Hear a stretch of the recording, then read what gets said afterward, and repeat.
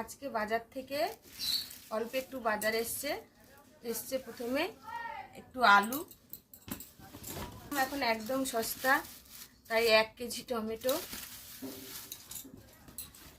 এই কুমড়োগুলো খেতে খুব ভালো লাগে, ভাতে সেদ্ধ অথবা একদম পাতলা করে ঝোল। একটু বিট,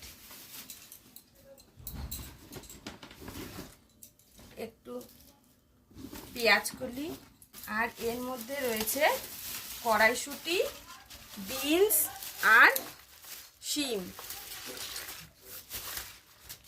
এটা অনেকটাই আছে।